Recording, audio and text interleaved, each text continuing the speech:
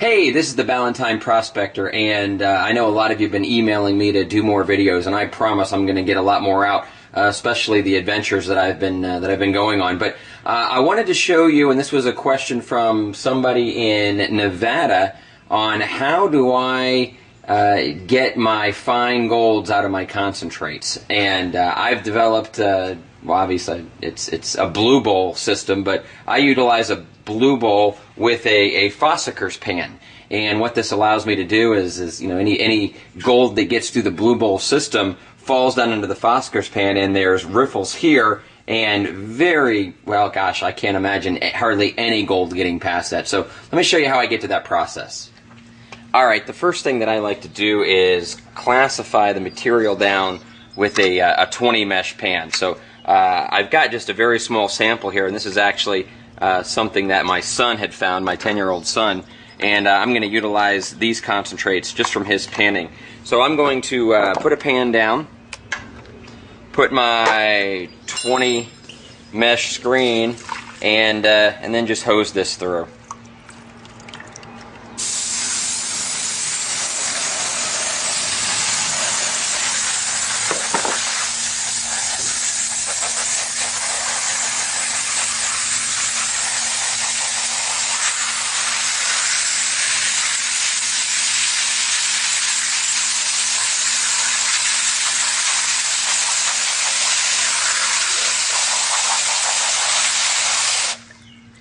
Okay, now anything smaller than 20 mesh is now into this pan, which I'm going to put right into my blue bowl. I'm going to move that over, and then I'm going to take over here, and then I'm going to flip this over because I want to pan this out just in case there was a nugget larger than 20 mesh.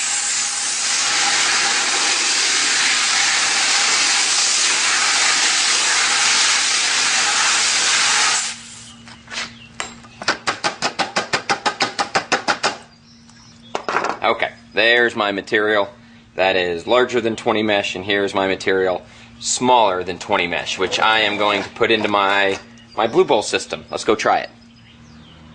Okay, let me just show you how I have this set up. Obviously, I've got my standard blue bowl, and how this works is water comes in and it does a whirlpool effect. All the light materials come down through a hole down into here, and then they come into my Fosackers pan. And as you can see here, it has a ripple system, just like a sluice. And then the material has to run down through that into my tub, which has a recirculating little small pond pump right here that pumps the water right back up.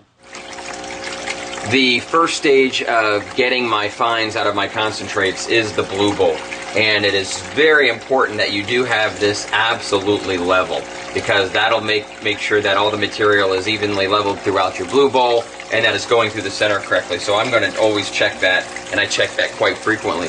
The second is the water flow. Right now it's just a tad bit too much, but you'll learn over time and playing with it and experimenting which water flow makes the best. But I like to have it a little bit higher, because I know that any material is going to fall down into my Fosackers pan and not going to escape. And of course, I will either run this through the blue bowl again at a slower pace, or I'll just pan this out. So let's start testing some material. All right, I've heard of a million different ways to insert your material into the blue bowl. Putting it in front of the flow, behind the flow, you know, putting it in and then turning the water on, whatever it may be. I like to just kind of spoon it in. And so I'm going to take it here and just kind of drop it in and just gradually let it fall through without trying to disrupt the water flow. So there you can see the material going in. I'm going to put one more spoonful.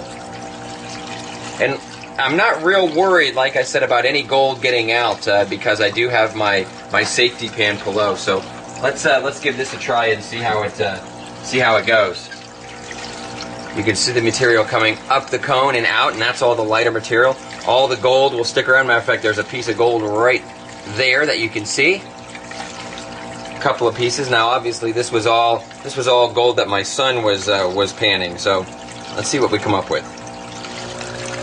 You can see when the material falls out through the blue bowl, it comes down into my Fosackers pan, and then really acts like a sluice. You know, you can see a lot of black sand caught up in these riffles right here. Very, very rarely do I have any gold that makes us this far. I'm looking up here and I see several gold flakes up here in my blue bowl pan. But I'm going to add a little bit more material and let's see what we find. All right, here's a great example of what we come out. There's 3 specks here, nothing major, obviously, but one right there, one right there, and one right there. But one thing I will do now is run this through a smaller mesh, because what ends up happening is you can see there's basically a lot more heavies in here. And if you're truly looking to get down to very, very fine flour gold, what happens is if there's larger rocks, and not large at all by 20 mesh standpoint, but if it's larger than the flour gold, as these rocks go around, they will dislodge any flour gold. So if you're really truly trying to get down to that lower flour gold, you do want to do a 50, 60, 80, even 100 mesh, so you make sure you have all these larger pieces of debris in your blue bowl out of the blue bowl so it doesn't knock that flour gold out. Alright, I hope you enjoyed the video. Again, this was my fine gold cleanup system with the blue bowl and the Fossicurs pan. And not trying to show you a bunch of gold today, really more just to show you how the system works, and it does work very, very well for me. So hope you enjoyed the video, and I promise I'm going to have a lot more this summer coming out of some of the adventures out in the field. Thank you.